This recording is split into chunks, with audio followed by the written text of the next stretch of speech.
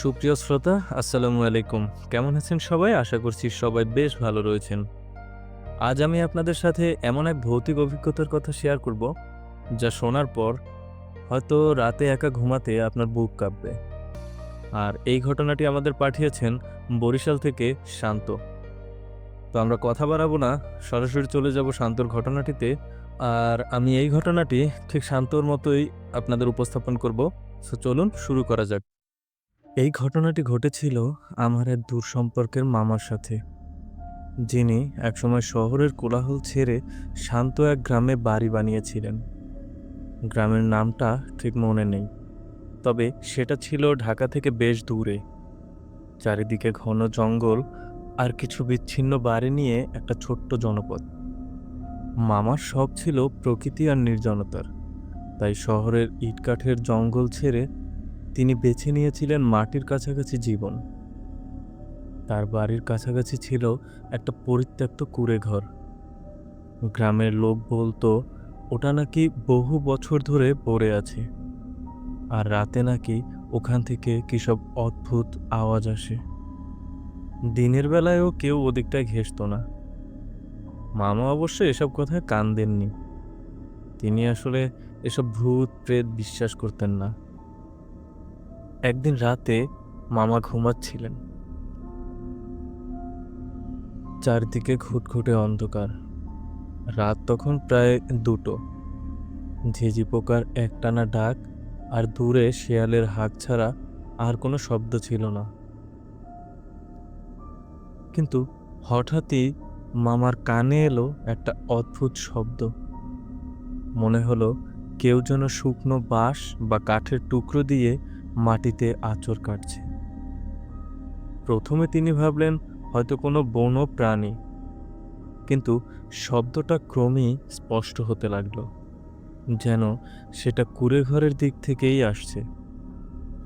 মামা বিছানা ছেড়ে উঠে দাঁড়ালেন, জানালার পর্দা সরিয়ে বাইরে তাকালেন।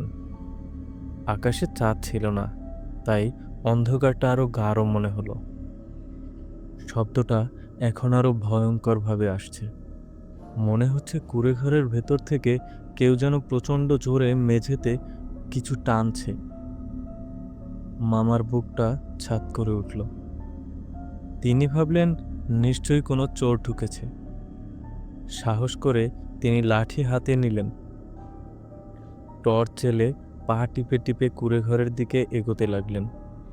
যত কাছে যাচ্ছেন শব্দটা ততই তীব্র হচ্ছে। একসময় কুঁড়েঘরের একদম সামনে এসে দাঁড়ালেন। ভাঙা দরজাটা ভেতরের দিকে সামান্য খোলা ছিল। টর্চের আলো ফেলে তিনি ভেতরে তাকালেন, এবং তিনি যা দেখলেন তাতে তার মেরুদণ্ড বেয়ে হিমেল স্রোত নেমে গেল। ভেতরে কিছুই নেই, না কোনো মানুষ, না কোনো প্রাণী, শুধু একটা পুরনো কাঠের আলমারি।